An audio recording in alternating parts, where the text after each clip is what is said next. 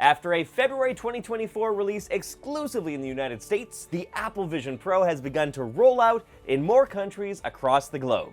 This sophisticated gadget pairs together so many different pieces of technology that Apple has refined over the years, like great audio, pixel-perfect screens, and so much more to create one of the most futuristic devices available today. My name is Drew Kozub. I've had the Apple Vision Pro for about a week now, and I'm excited to share with you some of the standout things that I found particularly cool since I've gone hands-on with the Apple Vision Pro. Let's start off with environments. These are virtual spaces that exist within Apple Vision Pro. You can run whatever apps you like, Mail, Safari, Apple Arcade, whatever, in these fantastic photoreal landscapes. Besides just looking cool, this feature can be really helpful for your focus. You use the crown on the top of the Vision Pro to dial in the level of immersion that you want. Let most of the world bleed through, or go for a full 360-degree escape. As it is right now, gaming on Apple Vision Pro is super cool, but I'm so excited to see what the future could look like. In the App Store on Apple Vision Pro, there's a dedicated section for Apple Arcade and games that are made for Vision Pro. Not every title available for Apple Arcade works on Vision Pro, but there's plenty to get you started. Depending on the title, you can use your eyes and hands to navigate through the game, but some make much more sense to pair a real video game controller to get a full gaming experience. Where things got really cool for me is when you pair gaming on Apple Vision Pro with personas. Personas are the digital representation of yourself that you can use within Apple Vision Pro. To make a persona, you take off Apple Vision Pro, you hold it in front of you, smile with your mouth closed, smile with your teeth showing, raise your eyebrows, and from that, Vision Pro stitches together your persona. Personas work in FaceTime calls, which is definitely neat, but it was super cool seeing a persona in a gaming setting. My buddy Brad and I had a round of chess in Game Center, and truly, it felt like we were in the same room just shooting the breeze while playing a board game. I could see this expanding to be even cooler for future games where you want to play remotely with friends but have that couch co-op experience, so while you're playing your game on a virtual screen in front of you, you glance to your right, and you see your pal sitting on the couch right beside you. It was shocking how natural personas felt in both gaming and movie watching scenarios, which brings me to my next point. Watching movies in Apple Vision Pro is amazing. Unfortunately, I won't be able to show you too much of that because you can't capture screen recordings during movies. The movie's just like a black box, so you'll have to use your imagination a bit.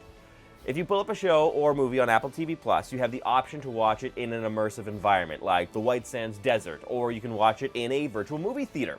The theater aspect was super cool because using the Share Play feature, you can watch a movie in a theater with your friend's spatial persona right next to you, just like gaming, and it felt so natural.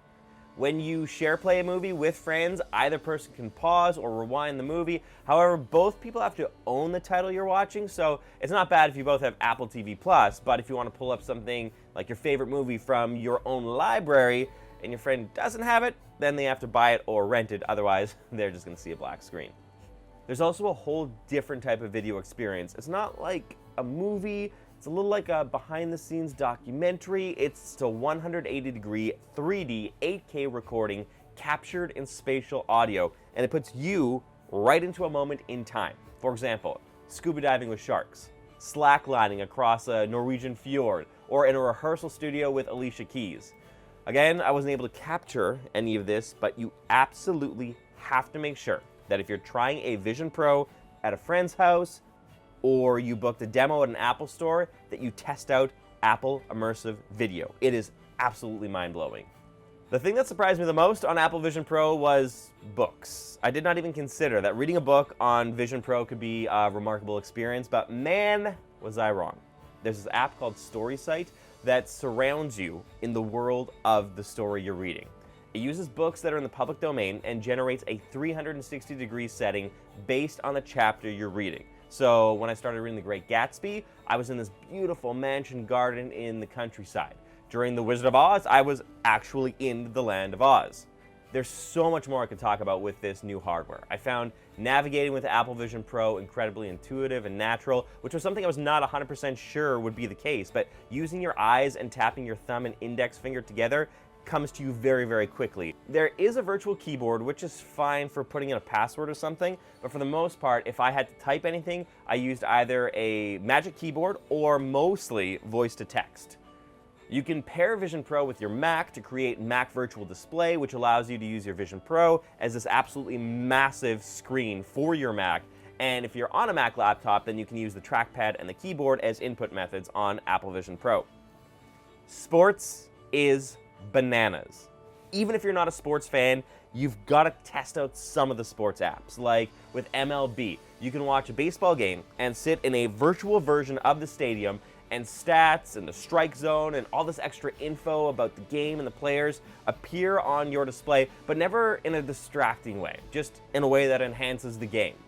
There's a lot to do and try and experience currently, but I'm super interested to see what developers are going to be able to do once they've had more time with this hardware. With things like immersive videos or the different aspects of gaming and like things I couldn't even imagine yet, there's so many possibilities for such cool stuff.